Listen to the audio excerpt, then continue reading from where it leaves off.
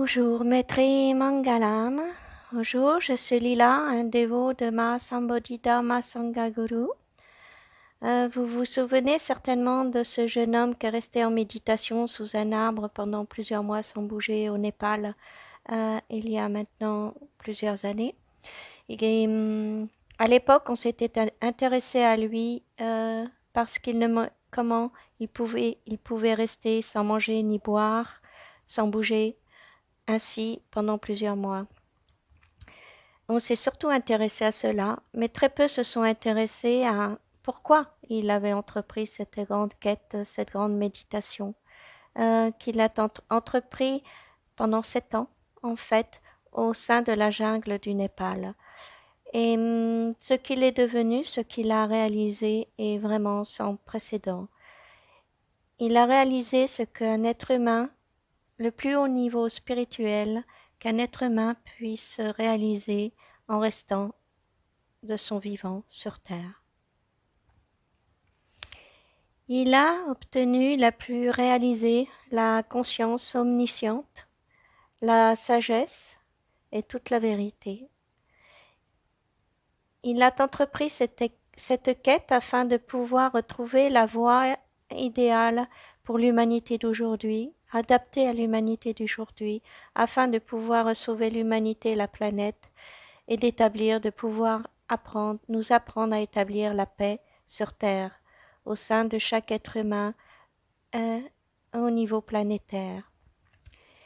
Il est la sagesse, la connaissance et il a la vérité absolue. Il est la sagesse omnisciente. C'est-à-dire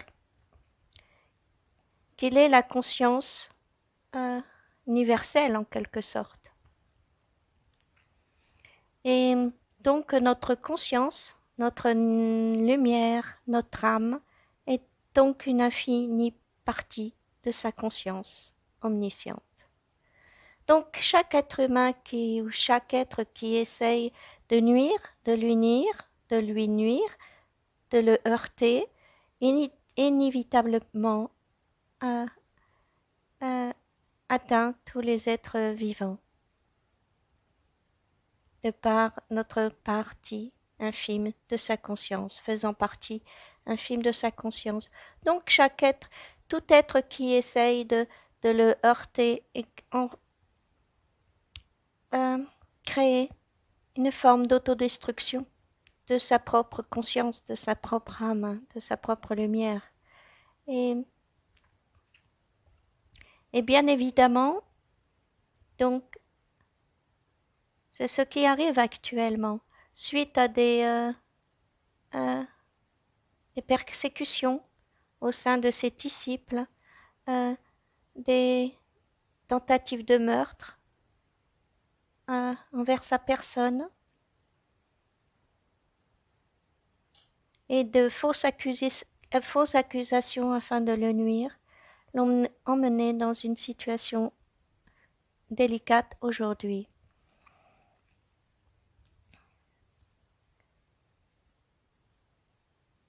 Donc, comme on le comprend bien, toute personne qui essaye de le nuire nuit à tout être vivant.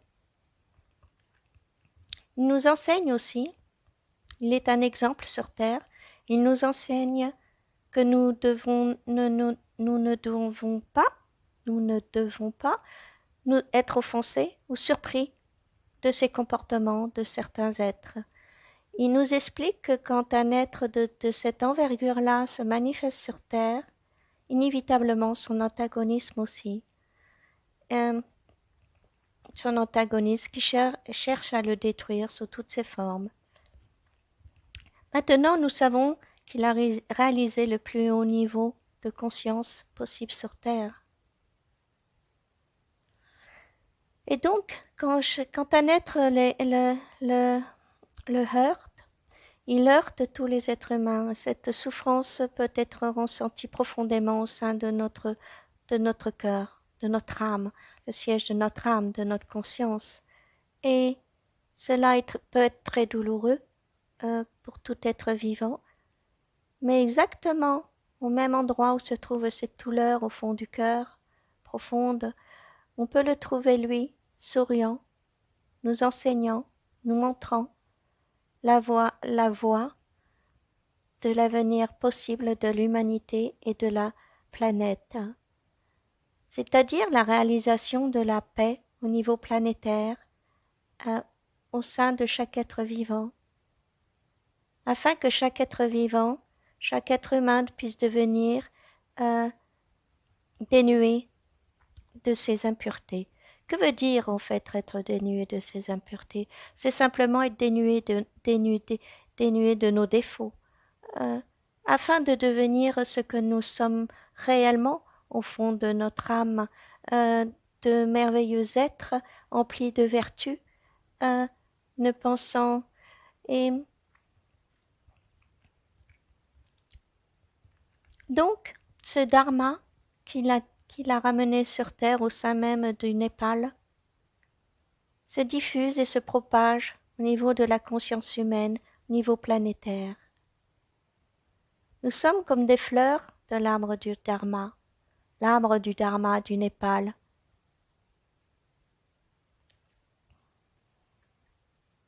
Et nous savons que cet avenir, se réalisera. Nous savons que rien ne peut arrêter cette évolution de la conscience humaine vers une paix intérieure profonde. Rien ne peut arrêter, rien ne peut le détruire non plus maintenant. Et donc, viendra un avenir, un temps où l'humanité se réjouira du bonheur de l'autre. Et non seulement se réjouira du bonheur de l'autre, mais aura une conscience tellement pure, dénuée de tout sentiment négatif, que cela nous permettra d'exprimer réellement et purement notre gratitude envers la vie, envers les créateurs de la vie, envers Guru qui est venu nous sauver dans ce sens-là, nous apprendre comment faire, nous montrer la voie de Mukti Moksha. Nous la nommons ainsi la voie de la libération non seulement de nos souffrances lorsque notre conscience quitte notre corps, mais afin de guider celle-ci vers des sphères de félicité. Nous avons la grande chance aujourd'hui de pouvoir être nés actuellement sur Terre au même alors qu'il est ici présent. Et donc, actuellement,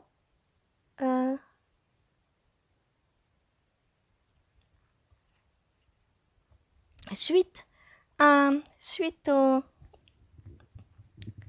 des offenses, des agressions de personnes qui ont peur de perdre leur pouvoir actuel, peur de pouvoir s'abandonner sur cette voie-là, créer beaucoup de conflits au niveau judiciaire, entre autres. Et donc actuellement, Mahasambodhi-Dharma Sangha, et merci à ces 7 avocats de la défense, afin d'élucider toutes ces histoires qui rôdent autour de lui, qui entravent l'évolution rapide pour l'humanité.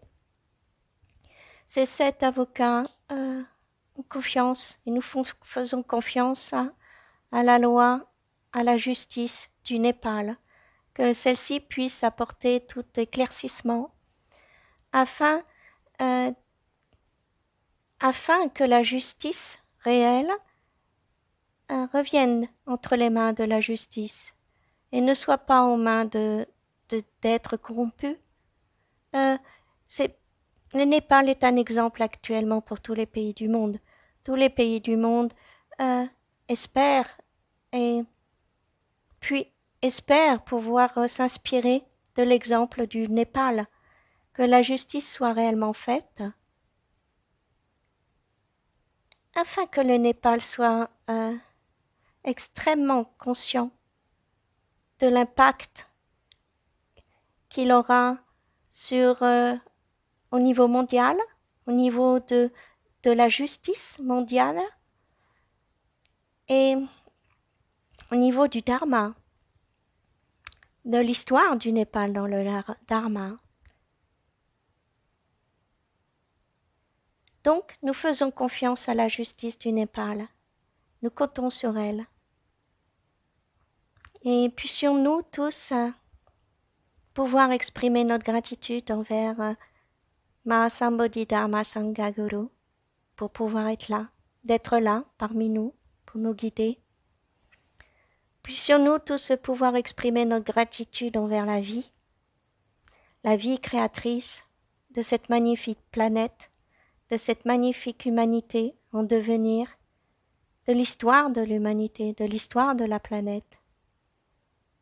Puissions-nous tous quotidiennement, tous les jours, pouvoir exprimer notre gratitude envers la vie et envers les uns et les autres. Puissions-nous tous désirer nous délecter du bonheur de l'autre. Puissions-nous tous remercier tous les maîtres dharma, gurus en robe, et tous les dévots du Népal, tout par la paix planétaire. Shegi Vankiya, Maitri Mangalam.